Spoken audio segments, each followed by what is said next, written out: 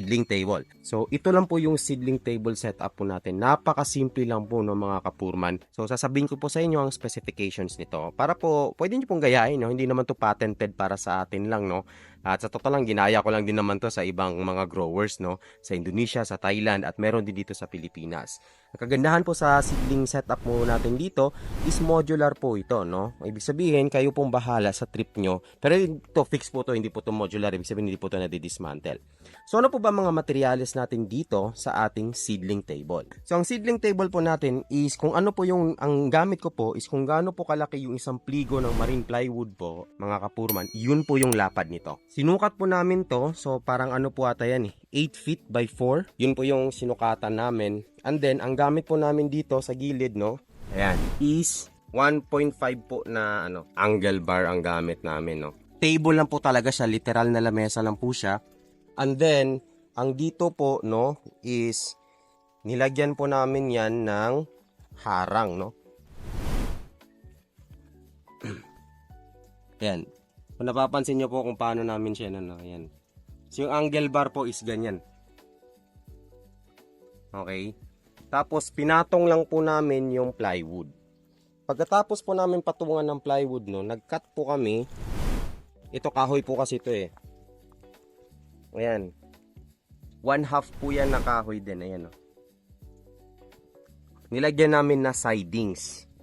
Harang, no? Parang ito po yan. Ito po yung kahoy na yan. Ayan, no. Ayan, kahoy po yan. Ginawa po namin siyang sidings. Ngayon, yung sa sidings po, meron po yung 1/2 inch po na lalim. Kita sa kabila, mga kapurman. Meron po yung 1/2 inch, no? Yan. Tapos, bumili lang po kami ng luna, ganito.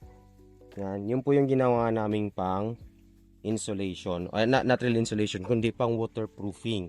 Para hindi po mag-leak sa ilalim. Yan. Takpan nyo lang po. And then, so pag nabuo nyo na po yung table, no? Butasan nyo po yung table. So, nag-iwan po kami ng butas dito sa table, mga 1 cm. Nagbutas po ako ng 1.5 or 1 inch, kayo na po bahala, no? Ito, 1 inch po to na, 1 inch na tubo. Actually, sorry, 3/4. Hindi po 1 inch. No, 3/4 lang po. Pero actually, mas pwede nyo pong palakihan yan. No? Pero ako, ang gamit ko lang po is 3/4 na tubo. Ayan, nag-a-adjust na lang po ako dito sa ating source, no? Ayan, sa tubig. So, ang mangyayari po dyan is magfo-flow po yung tubig sa buong lamesa. And then, babalik po siya dito sa drain. Huwag nyo pong gayahin itong design na to kasi ang original po talaga nito, ito po, itong source namin is dun po yan sa kabila. Kasi dun po magbabato ng tubig, papunta po dito sana. Ayan, sa drain. Ang problema po is nasira po kasi yung motor. Meron po kasi tangkihan dito na separate eh.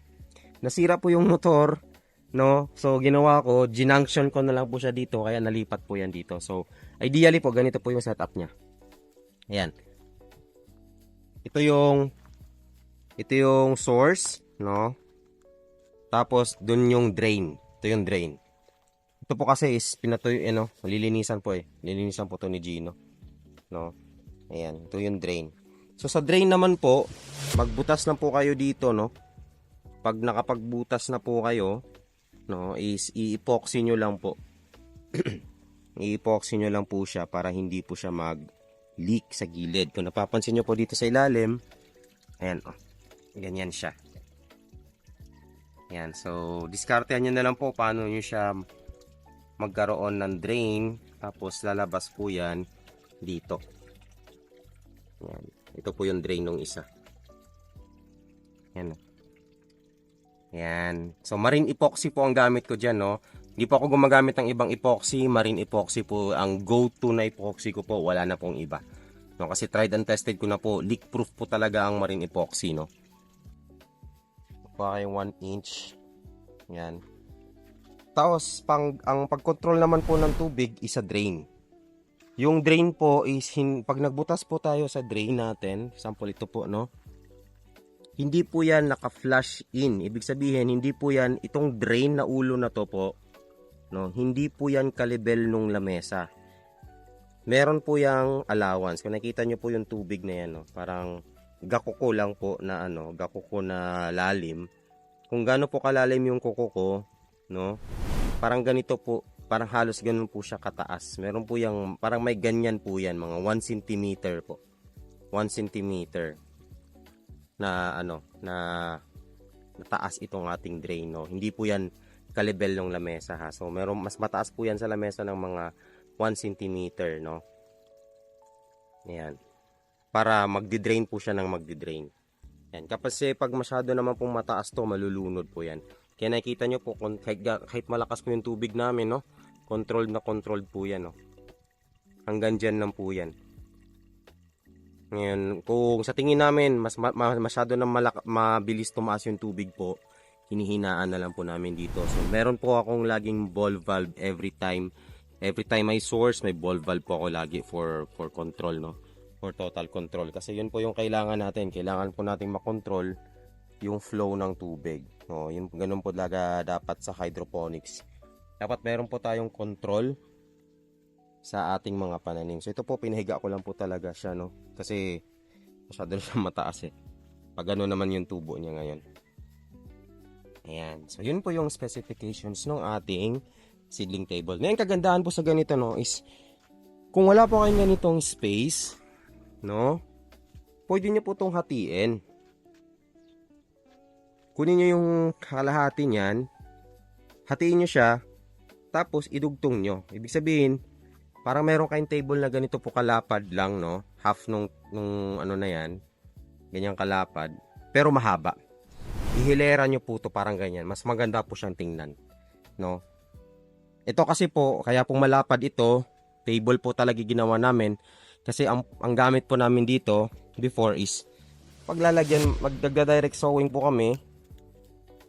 Yan, pag namin mga ano dyan, mga baso. Pero kulang pa rin po eh. Pag nagda-direct sowing po kayo, dapat may malaki po talaga kayong space. Yung dalawang lamesa na po na to, kulang po yan sa direct sowing, sinasabi ko sa inyo. Ang maganda po dyan, kaya nag-stick na lang po kami sa transferring, no?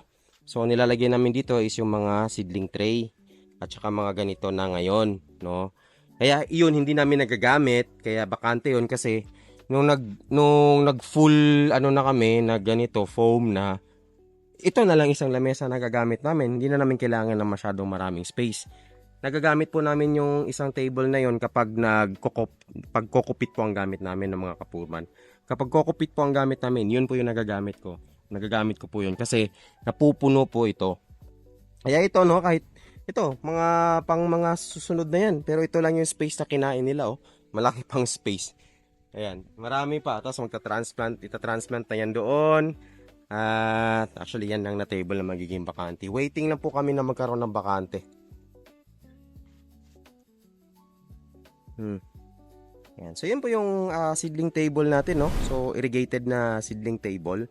So yun, irrigated po siya or tawag nito fertigated na na seedling table. May fertilizer na po ito, no. Yan. So sa mga nag-aabang po doon sa manual natin, medyo ginagawa ko po siya, no. Ginagawa ko po siya kasing as specific and as streamlined as possible, no. Kasama, ang dami po kasing nag-chat sa akin na nangihingi noon at nagtatanong kung magkano pag natapos po yun, at marami din po nag-suggest kung ano po yung i-include ko sana doon. And thank you po sa mga inputs nyo para po maganda po yung ating handbook. Gagawin ko po siyang facing type ba, ibig sabihin meron pong pang newbie, intermediate, advanced, at creative. So parang 4 po siya na version. So yung newbie po na version natin na handbook is para po sa mga totally newbie, wala pa pong masyadong ideya sa hydroponics. Meron pa tayong intermediate na version. Intermediate version po is para po ito sa mga meron na pong setup but wants to know more and learn more. Meron naman po tayong advance. Ito naman po yung pagdating sa mga technicalities na po, no. But hindi po ako matalino, no, hindi din po ako magaling. Pero isi-share ko lang po yung alam ko sa mga technicalities pagdating sa hydroponics at sa mga gusto pong mag-explore ng fertigation or fertilizer. Meron naman po tayong isa pa na tinatawag kong creative version. Sa creative version naman po is ang hydroponics pa rin po siya, no, pero more on creative minds and crafting po tayo dito. Ibig sabihin, gagawa po tayo ng anything na mga setup na parang unorthodox po sa hydroponics, no? Parang alam mo yun, yung katuwaan na mga setup lang, pero useful po sa hydroponics, no? So, marami po kasi akong nagagawa din po ng mga ganon, no? At meron din po tayong pang farmhand na version, no? So, bali pang 5 po yung farmhand. Farmhand po, ibig sabihin, helper's version po. Ano po bang ibig sabihin ng helper's version? Helper's version po is yung operational manual po na ginagamit namin dito. So, yung operational manual po ng farmhand is ano ba ang operation na dapat mong ituro sa mga katulong nyo po sa farm if ever na magte-train kayo. Ano ba yung daily task nila, weekly task nila, ano ba yung maintenance na gagawin nila, ano ba yung reporting na gagawin nila, ano ba yung mga weekly reporting na gagawin nila, ano ba yung troubleshooting and mga problem detection and also pest control. So, yun po yun ng mga kapurman. So, ang dami ko pong na-mention at nag-iisang tao lang po akong gagawa nun, no. Marami lang po talaga akong gustong i-materialize na mga ganyan para po para sa akin po yun, no, para mas mapadali po ang buhay natin sa pag-hydro. And then, since pag natapos po, may share ko na lang din po sa inyo kasi sayang naman kung aakuin ko lang naman, di ko naman isasama sa libingan yan, no. Maraming salamat po sa support, no. Medyo dadagdagan po yung ating mga subscribers sa YouTube, no. Malaking tulong na po sa akin 'yun, no. At meron na rin po tayo, nagdagdagan na rin po ng mga 100 followers ang ating Facebook, no. Nakakatuwa lang po. Hindi ko rin po pala na-mention, meron din po tayong TikTok, no. Kung madalas po kayo sa TikTok, nandun din po ako sa TikTok, no. So, dyan lang po sa tatlong platform na yan. Meron po tayong TikTok, meron po tayong YouTube, meron tayong Facebook. Ayan, para lang po mas marami tayong visibility, no. So, yun lang mga kapurma, no. Gandang araw sa inyo. Let's sugas to, hydroponics ang galawan. Lagyan natin ng tanim ang iyong bakuran. Let's sugas pipino o ano man yan. Tara silipin natin, baka pwedeng ating setapan.